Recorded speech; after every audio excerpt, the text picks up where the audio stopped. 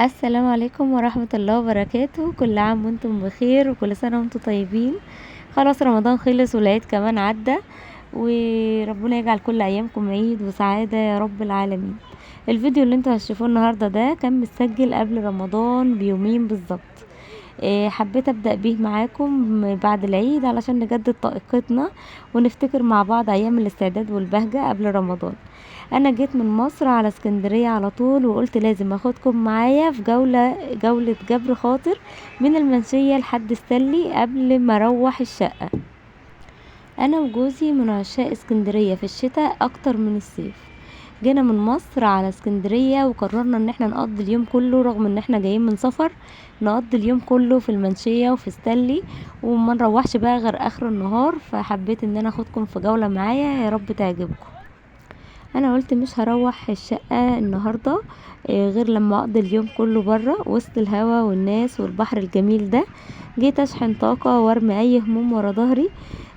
احنا هنا في المنشية ومصورة القلعة بس من بعيد، احنا كنا في اتجاه تاني للقلعة بس هي ظاهرة برضو من بعيد.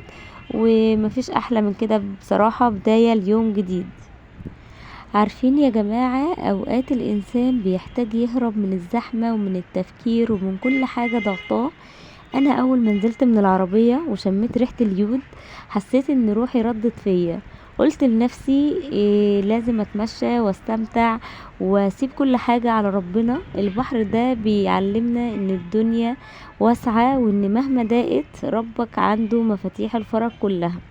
المنشية هنا ليها ريحة خاصة، ريحة الأصالة والناس الطيبة، والتمشية قدام القلعة بترجع الواحد لسنين ورا.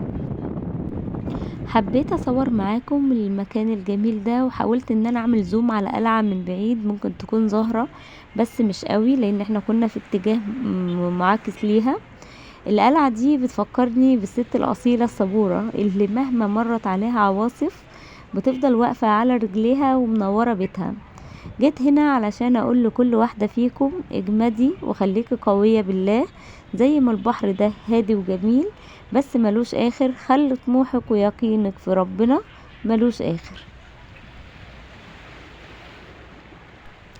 يا رب من قدام بحر اسكندرية الواسع ده ادعوك انك توسع ارزاقنا وتكبر خواطرنا.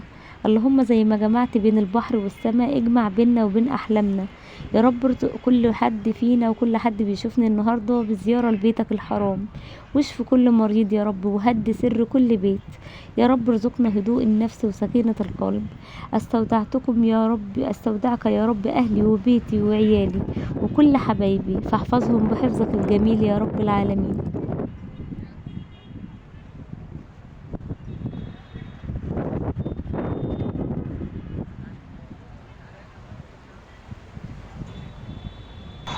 وطبعا اليوم ما كملش الا بوجود ابو العيال، ربنا يحفظه ليا يا رب ويحميه من اي شر وربنا يبارك لي في عمره. قلنا مش هنروح بقى شقتنا واحنا جعانين، فجبنا اكلة سمك مشوي اسكندراني سخنة وطالعة من النار، وقعدنا اكلناها هنا قدام البحر. عايزة اقول لكم يا جماعة ان السعادة مش في الاماكن الغالية ولا في الفنادق، السعادة في اللقمة الهنية اللي بتاكليها بنفس راضية مع حد بيحبك ويخاف عليكي. قعدة البحر مع أكلة سمك بسيطة وضحكة من القلب تساوي الدنيا وما فيها. ربنا يديمها نعمة ويحفظها من الزوال، ويرزقكم جميعا اللحظات اللي بتنسينا تعب المشوار وتعب الأيام.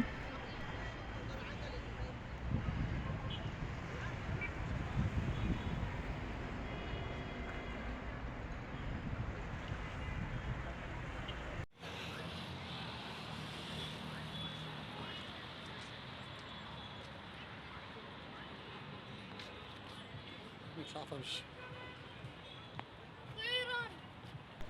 طلعنا دلوقتي على كوبري ستانلي، الكوبري اللي ملوش مثيل. الهوا هنا يا جماعة يطير اي هم. كنت بحكي لكم وانا في المنشية اننا اكلنا سمك، ودلوقتي جينا هنا علشان نتمشى ونكمل يومنا الجميل. اسكندرية في الشتاء ليها طعم تاني خالص، هدوء ممزوج بحركة وجمال ملهاش اخر. يعني بصوا القلعة كانت ورايا من شوية في المنشية، ودلوقتي الكوبري بجماله وتصميمه هو اللي واخد العين. اسكندرية دي يا جماعة مش مجرد محافظة، دي حالة، اهلها الطيبين وهواها بيرد الروح.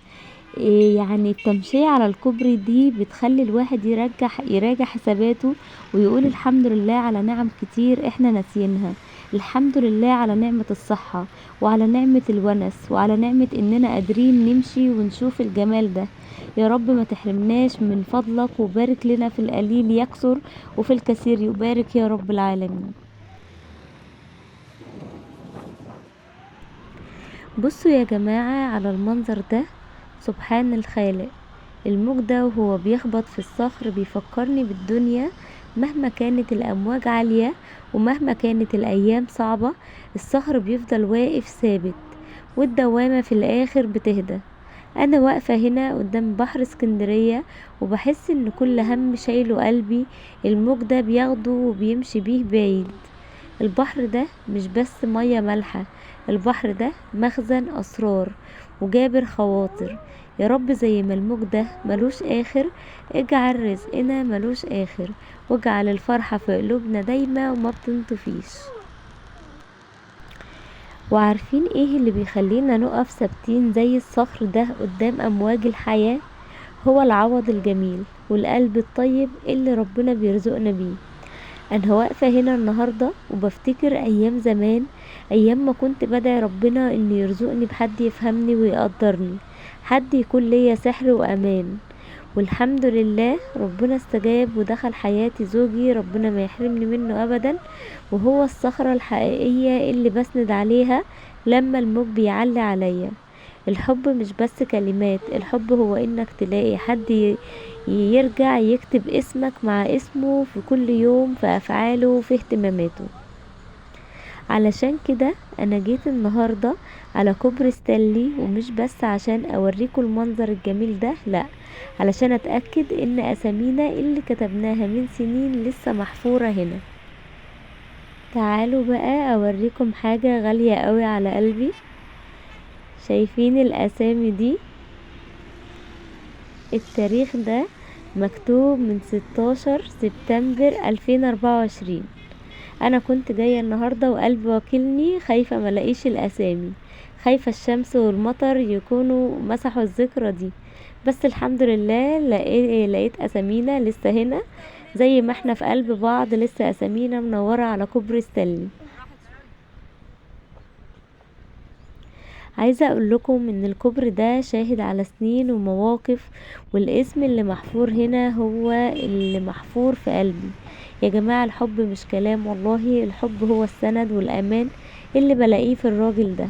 انا بحب جوزي حب ملوش وصف، وهو اللي شالني في التعب قبل الفرح، وهو اللي بيخليني دايما شمس منورة. يا رب زي ما حافظت على اسامينا مكتوبة هنا رغم الشتاء والهوا، احفظ لي بيتي وجوزي، واجعل حبنا دايم وعامر. ويا رب ما تفرقناش ولا يفرقنا شيء ابدا. الرسالة دي لكل زوجة: قدري الراجل اللي بيصونك، وعبري عن حبك، واصنعي ذكريات تعيش معاكي العمر كله. دي كانت جولتنا في ستانلي، جولة الحب والوفاء والذكرى اللي مش بتموت. شكرا لكل حد كمل الفيديو للآخر وشاف معانا لحظة فرحتنا بأسامينا اللي لسه موجودة. ربنا يرزقكم الراحة والسكينة، ويجعل بيوتكم دايما عامرة بالحب.